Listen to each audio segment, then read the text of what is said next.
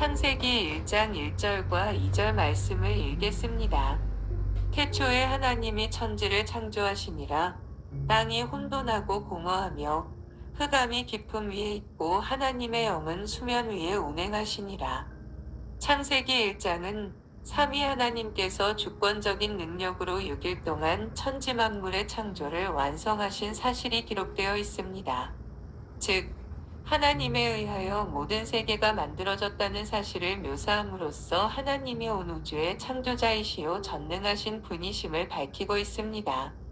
그러므로 우리는 본장을 통해서 우리가 어디로부터 왔으며 어떤 목적에 의해 만들어졌는지를 이해할 수 있게 됩니다. 또한 창세기 1장은 신앙의 문으로 들어가는 첫 관문입니다. 왜냐하면 하나님의 창조주 되심을 믿느냐, 안 믿느냐에 따라 성경 66권과 하나님을 대하는 태도가 달라지기 때문입니다. 1절을 보면 하나님께서 태초에 천지 창조를 하셨다고 선언하고 있습니다. 여기서 태초는 하나님이 천지 창조를 시작하신 시간의 출발점을 의미합니다. 다시 말해서 이 말은 요한복음 1장 1절에서 언급한 태초는 근원부터 또는 영원부터라는 그 시간보다 훨씬 뒤의 시간을 가리킵니다. 결국 이것은 영원자이신 하나님께서 세상의 어떤 존재보다도 미리 존재하고 계셨음을 나타내고 있는 구절입니다. 하나님께서 천지를 창조하셨다는 말은 중요한 의미를 가지고 있습니다. 창세기를 구속 계시의 시작으로 볼 때 이 말은 인간의 구속자가 하나님이심을 선언한 것입니다. 천지 만물을 창조하신 하나님은 모든 피조물의 속성과 가야 할 올바른 방향을 아시는 하나님이시기 때문에 죄와 허물로 본래의 상태가 파괴된 인간을 능히 구원하실 수 있습니다.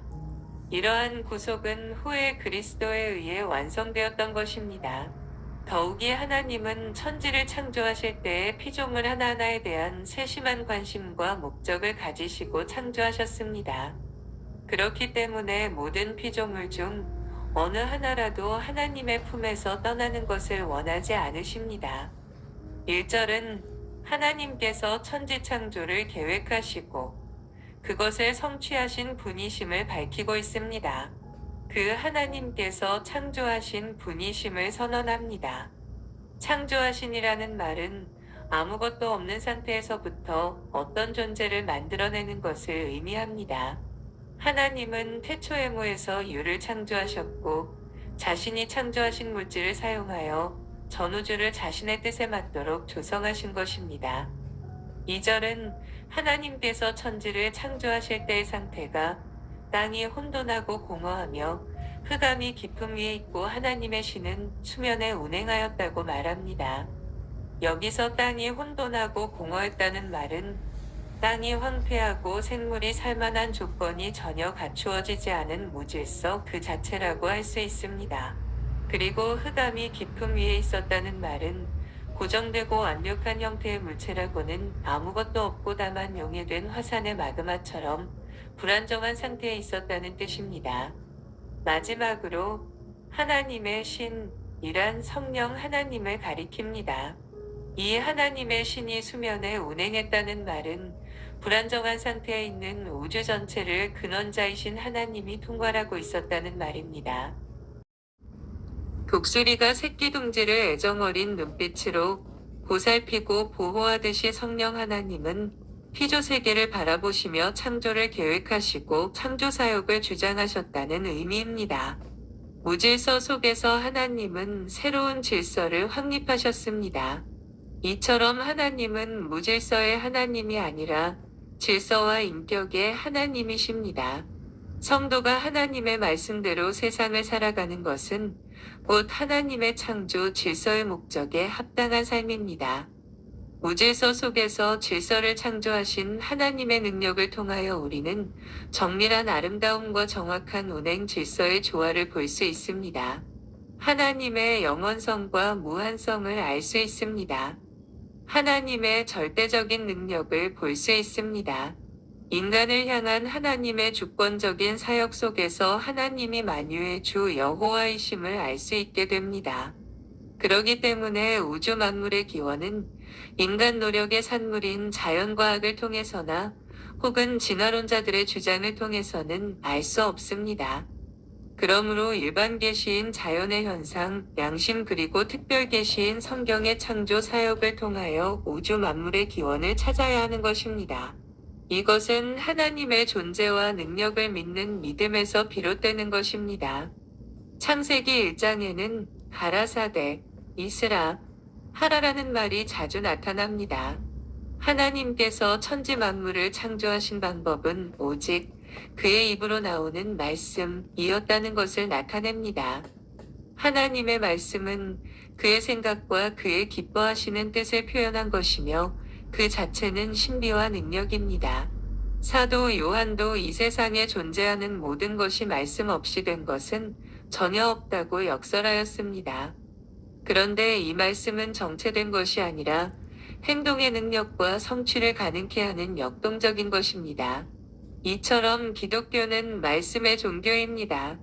하나님은 곧 말씀이시며 말씀이 육신이 되어 이 땅에 오셨습니다. 말씀이 구원을 완성하셨고 지금도 하나님은 말씀을 통하여 죄인들을 당신의 자녀로 삼으시고 평안을 제공하시는 분이십니다. 그러므로 말씀을 따라 사는 자는 복 있는 자들이라 할 수 있습니다. 그리고 주님께서는 재림하실 때 말씀의 근거에서 모든 인류를 심판하실 것입니다. 창세기 1장에 하나님께서 천지를 창조하신 순서에서 얻을 수 있는 중요한 교훈이 있습니다. 하나님께서는 먼저 인간이 필요로 하는 모든 조건들을 갖춰 놓으시고 맨 나중에 당신의 형상대로 인간을 만드셨다는 것입니다. 이와 같은 창조 순서를 볼 때 하나님께서 인간을 얼마나 사랑하고 계시는지 이해할 수 있습니다. 그러므로 인간은 이 세상에 출현하기 전부터 하나님의 관심 속에서 모든 풍부를 누릴 수 있게 되었습니다. 이처럼 하나님이 인간 출현 이전부터 인간을 생각하고 계셨다면 당신의 형상대로 인간을 지으신 이후에는 얼마나 더 큰 관심과 배려를 제공하실지 가히 짐작이 갑니다. 하나님은 당신의 피조물을 통해서 영광 받으실 목적으로 세상을 창조하셨습니다. 그러므로 피조물인 인간은 하나님의 통치와 주권을 인정하는 일에 힘써야 합니다. 그런데 위와 같은 하나님에 대한 피조물의 자세는 비굴함이나 굴복이라기보다는 자신들을 창조하시고 보호하시는 하나님의 사랑에 대한 자발적인 반응일 뿐입니다. 만약 피조물이 그것을 무거운 짐으로 생각하거나 하찮은 것으로 여긴다면 하나님의 창조 목적을 정면으로 거부하는 일이 되는 것입니다. 그러므로 피조물이 추구해야 할 최종 목적은 하나님의 영광이라는 사실을 명심해야 하겠습니다.